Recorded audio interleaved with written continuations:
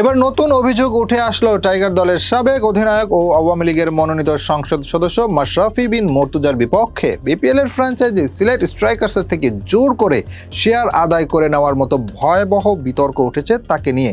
এমনকি এরই মধ্যে এই বিষয়ে একটি মামলাও করা হয়েছে মাশরাফির বিরুদ্ধে। সরকার পতনের পরপরই গা ঢাকা দিয়ে আছেন মাশরাফি। যদিও শেখ হাসিনা সরকারের পলায়নের দিনই তার গ্রামের বাড়ি নড়াইলের বাসভবনে আগুন দিয়ে পুড়িয়ে দেয় বিক্ষোভকারীরা। এমনকি কিছুদিন আগেই একটি মামলা করা হয় তার বিপক্ষে। তবে এবার নতুন করে অভিযোগ উঠেছে বিপিএল এর শেয়ার কেলেঙ্কারির বিষয়ে। বাংলাদেশ ক্রিকেট দলের সাবেক অধিনায়কের বিরুদ্ধে মামলা দায়ের করেছেন যুক্তরাষ্ট্র প্রবাসী সারওয়ার গোলাম চৌধুরী। বাংলাদেশ ক্রিকেট বোর্ড থেকে সিলেট ফ্র্যাঞ্চাইজির স্বত্ব কেনার সময় তিনি ফ্র্যাঞ্চাইজিটির চেয়ারম্যানের দায়িত্বে ছিলেন। তার অভিযোগ, মাশরাফি ও তার লোকজন মিলে 2023 সালে 4,50,00,000 টাকার শেয়ার জোরপূর্বক নিয়ে নেন। বিনিময়ে অর্থ পরিশোধ না করে তাকে উল্টো প্রাণনাশের হুমকি দেন। প্রসঙ্গত, সেই সময় নড়াইলের লোহাগড়া উপজেলার সংসদ সদস্য ছিলেন ম্যাশ।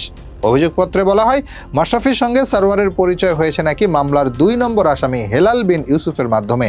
দুজনের আমন্ত্রণে বিপিএল এ দল কেনার আগ্রহ প্রকাশ করেন যুক্তরাষ্ট্র প্রবাসী ও ব্যবসায়ী সারওয়ার। এরপর ফিউচার স্পোর্টস বাংলাদেশ লিমিটেড নামে একটি জয়েন্ট স্টক কোম্পানির নিবন্ধন করেন সারওয়ার 60% শেয়ার নিয়ে, যার চেয়ারম্যান ছিলেন তিনি। বাকি 40% শেয়ার নিয়ে কোম্পানির ব্যবস্থাপনা পরিচালক হন মামলার 3 নম্বর আসামি ইমাম হাসান, যাকে মাশরাফি নিজের বন্ধু হিসেবে পরিচয় করে দিয়েছেন বলে অভিযোগ জানান সারওয়ার। সারওয়ার চৌধুরীর দাবি, জোরপূর্বক তার কাছ থেকে সিলেট স্ট্রাইকার্সের প্রতিষ্ঠান ফিউচার স্পোর্টস বাংলাদেশ লিমিটেডের মালিকানা কেড়ে নেওয়া হয়েছে।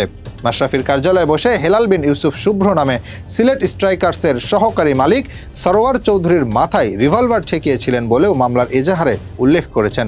মামলায় আসামি করা হয়েছে যথাক্রমে মাশরাফি বিন মর্তুজা, হেলাল বিন ইউসুফ শুভ্র, মোহাম্মদ ইমাম হাসান, KM রাসেল, বাবলু ও অজ্ঞাত সহ মোট 8 জনকে।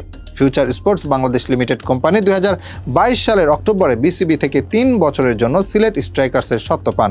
2023 সালে নতুন ফ্র্যাঞ্চাইজির অধীনে মাশরাফির নেতৃত্বে দারুণ পারফরম্যান্স করে সিলেট। বিপিএল এর ইতিহাসে প্রথমবার তারা ফাইনালে খেলার যোগ্যতা অর্জন করে। ওই আসর শেষ হতে না হতেই ফ্র্যাঞ্চাইজি নিয়ে শুরু হয় দ্বন্দ্ব। 2023 সালের আগস্টে সারওয়ারকে মাশরাফির কার্যালয়ে ডেকে ভয়ভীতি দেখিয়ে তার নামের 4,50,000 শেয়ার অন্যদের নামে লিখিয়ে নেন বলে অভিযোগে জানান সারওয়ার, যার প্রতিটি শেয়ারের মূল্য ছিল 100 টাকা। এর আগে নিজের 15% শেয়ার 1.5 কোটি টাকায় টাইটেল স্পন্সর এক্স সিরামিক্স এর কাছে বিক্রি করেছিলেন সারওয়ার। সারওয়ার অভিযোগে জানান, তাকে ভয় দেখানোর জন্য 10 থেকে 15 জন যুবক এনে অবরুদ্ধ করে রাখা হয়েছিল। সেখানে উপস্থিত ছিলেন মাশরাফিও। হেলাল বিন ইউসুফ তাকে অস্ত্র দেখিয়ে ভয় দেখান। পরিবারকে হত্যার ভয় দেখিয়ে জোরপূর্বক তার থেকে শেয়ার হস্তান্তর করে নেন। এমনকি তখন তাকে ক্ষমতাসীন রাজনৈতিক দলের ভয়ও দেখানো হয়। প্রাণ ভয়ে সে সময় দেশ ছেড়ে চলে যান তিনি।